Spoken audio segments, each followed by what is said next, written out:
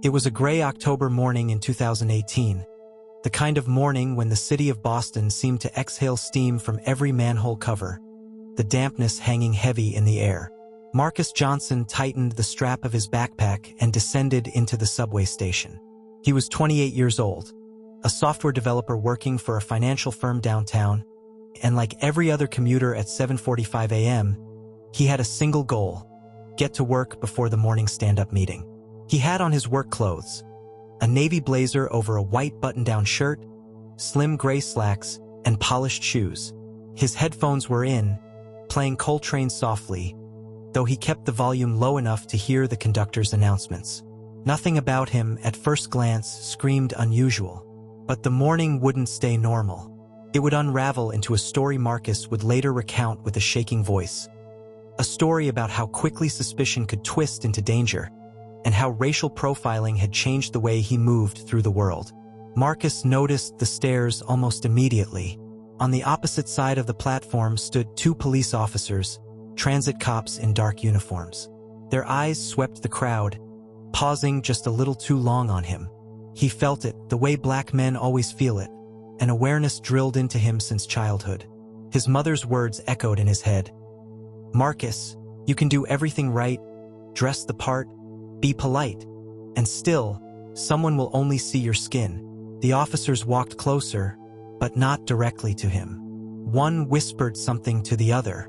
Marcus adjusted his blazer, suddenly self-conscious.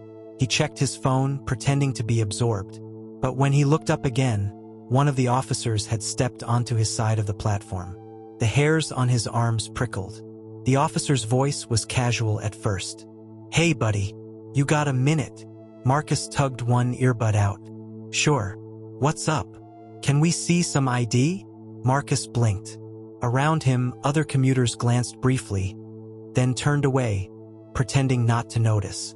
The subway car hadn't yet arrived, and the platform seemed to still itself. "ID?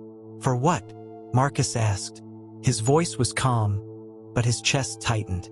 "There's been some suspicious activity reported. Just routine. You match the description."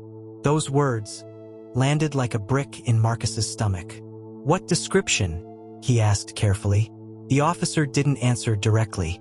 His partner had now joined them, forming a subtle wall. "Just show us your ID, sir." Marcus slid his wallet from his pocket, his movements deliberate. His hands were visible at all times, another lesson from childhood. Never make sudden movements around cops. Never reach too quickly. He pulled out his driver's license and handed it over. As the officer studied the ID, Marcus's mind raced. He was late for work already. His manager would wonder. But more than that, fear gnawed at him. What was the suspicious activity? Had something happened nearby? A robbery? A fight? And who exactly was this phantom suspect he supposedly resembled? He tried to keep his voice steady. "Officer, what's going on? Am I in some kind of trouble?" Before the officer could answer, a crackle came over their radios. Static, then a voice. "Suspect seen exiting near Park Street. Black male, mid-20s, backpack. Possible weapon." Marcus's blood ran cold. Every descriptor matched him except the weapon. He had no weapon, just his laptop, lunch, and a paperback novel. The officers exchanged a glance. "Sir, we're going to need you to come with us," the taller officer said. Marcus felt the eyes of the entire platform on him. People whispered. Some looked sympathetic, others wary. He wanted to shout, "I didn't do anything. I'm just going to work." But he also knew shouting could spiral things. His father had once told him, after a traffic stop where the officer's hand hovered too close to his gun, "Your goal is to survive the encounter. We'll deal with justice later." "Officers, I have no weapon. I'm just heading to work." He opened his backpack slowly, showing them the contents. Laptop, charger, Apple, novel. His hands shook slightly, though he tried to hide it.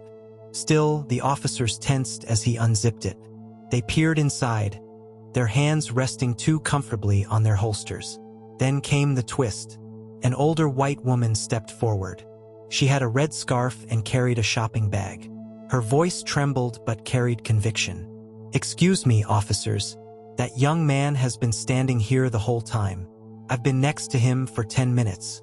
He hasn't done a thing." Her words sliced through the tension. Several other commuters nodded. One young man added, "Yeah, I saw him too. He's just been waiting for the train." For a moment, the officers hesitated. The taller one cleared his throat, shifted uncomfortably.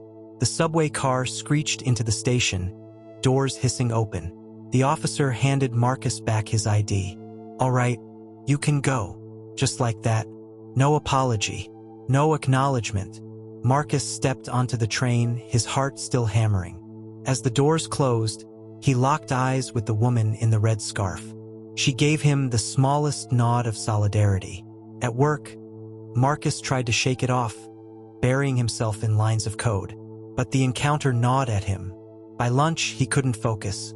His hands still trembled slightly as he typed. He replayed the scene. The stairs, the radio call, the gun holster hands. That night, he told his girlfriend Maya. Her reaction was immediate fury. "This is exactly what I keep telling people. You could have been another headline. Unarmed black man shot in subway. And for what? A description?" Marcus wanted to be the calm one, to reassure her. But he couldn't, because she was right. A week later, the real twist came. Marcus read in the paper that the suspicious suspect the police had been hunting turned out to be a white man in his 40s, arrested with a knife after attempting to rob a corner store. The description that morning? It had been vague. Male suspect, dark clothing, carrying a bag. Nothing about race at all. Yet somehow, by the time it filtered through the system, male suspect had become black male. Marcus sat at his kitchen table staring at the article. His coffee went cold. He thought of his mother's warnings, his father's advice, Maya's fury, and the woman in the red scarf, who might have saved him with just a few words. After that morning, Marcus's routine changed. He left earlier to avoid rush hour crowds. He avoided certain subway lines. His blazer and button-down shirts became a kind of armor, proof he belonged in the professional world. But no matter how carefully he dressed, how politely he spoke, how openly he kept his hands, he couldn't shed the feeling of being watched. The weight of suspicion lingered in his chest. At a party months later, someone argued with him that racial profiling isn't that big a deal. It keeps us safe. Marcus didn't shout. He just told his story, step by step. When he finished, the room was silent. Racial profiling doesn't leave bruises you can photograph. It leaves shadows, long, stretching into daily life. Marcus still rides the subway, still works downtown, still carries his backpack. But every time he sees a transit cop scanning the platform, his stomach knots.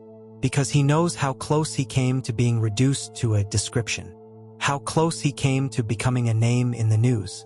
And because he knows the truth, he can do everything right, and it still won't guarantee his safety.